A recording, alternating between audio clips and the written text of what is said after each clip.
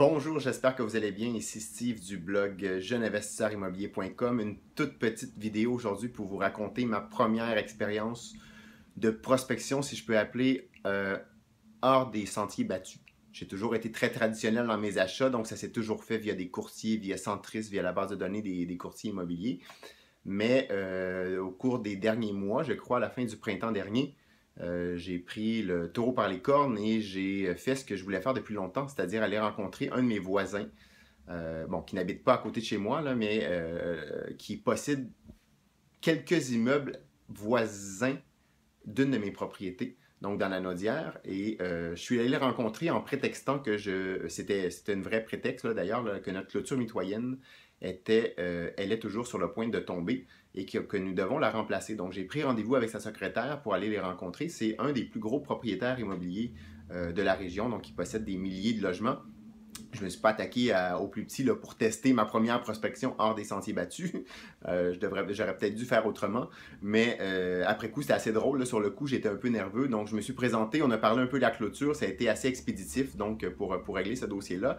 Et avant de quitter, j'ai dit en passant, j'aimerais, est-ce que vous seriez ouvert à vendre les 3 quadruplex voisins de mon 5plex? Qui sont sur un même lot, donc c'est une seule même propriétaire, une seule et même propriété avec 12 logements. La personne m'a tout de suite fermé la porte avec un non catégorique presque bête en disant non, on n'est pas à vendre, on ne veut pas vendre nos immeubles. Pour quelques secondes après, donc quand on a ri un peu sur ça, m'ouvrir une porte en disant écoute, si jamais on vend, on va vendre tous les immeubles que nous possédons dans ce pâté de maison-là, donc ce qu'on appelle en anglais un bloc, là.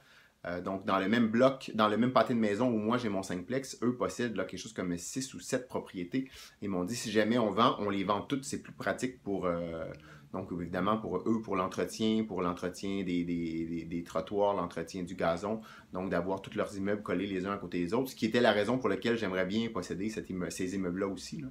Donc, évidemment, le projet est trop gros pour moi. C'est un refus. Je m'attendais à un refus d'ailleurs, mais je voulais prendre le taureau par les cornes et aller tester, voir est-ce qu'il y a une ouverture ou pas. Il y avait quelqu'un qui m'avait dit à l'hiver dernier que ces propriétaires-là commençaient à vouloir vendre leur parc immobilier.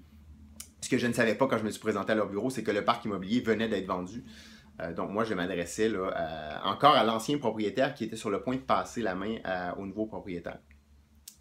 Une toute petite anecdote là, qui n'a pas été du tout concluante pour moi, mais pour vous dire à quel point c'est important de tester des stratégies. Donc moi, j'avais jamais fait ça, j'avais jamais approché de propriétaires comme ça pour vendre leur propriété ou pour acquérir leur propriété. C'est ce que je vais devoir faire de plus en plus. Donc quand on dit qu'il faut acheter ou qu'on doit acheter, si on veut croître plus rapidement, des immeubles sous la valeur marchande ou des immeubles qui vont être repris par des banques, des reprises de finances, des transmissions suite à des décès. Souvent, les meilleures affaires se font avant que la propriété arrive dans le réseau des courtiers immobiliers. Donc, avant qu'il y ait un contrat qui soit donné à un courtier. Avec un outil comme mon prospecteur, donc ce que je vais commencer à exploiter davantage là, au cours des prochains jours et des prochaines semaines. J'ai commencé ce matin encore à m'y remettre. J'avais un peu négligé ça.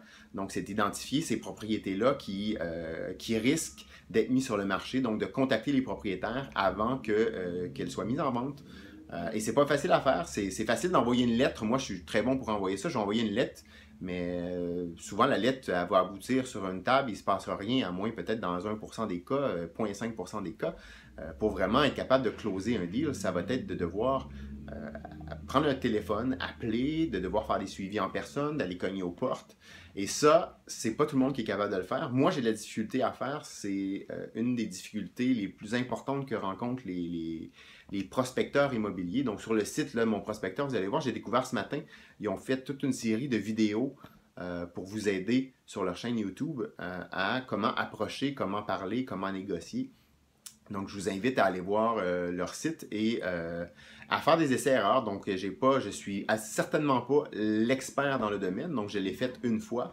Je vais devoir m'y mettre, là, comme on veut se mettre à faire des flips et que ça tombe dans mes tâches à moi de devoir faire la prospection et le financement. Donc, je vais devoir me pratiquer davantage. Donc, si jamais vous avez des trucs, des astuces, je vais essayer d'avoir plusieurs articles sur le sujet au cours des prochaines semaines, des prochains mois, pour vous laisser savoir comment ça se déroule de mon côté et aussi pour partager peut-être certaines de vos expériences vécues, de vos trucs et astuces et autres. Donc, suggestions si vous en avez. Donc, n'hésitez pas à me laisser, me répondre à ce courriel-ci ou à publier un message sur la page Facebook ou via mon blog également.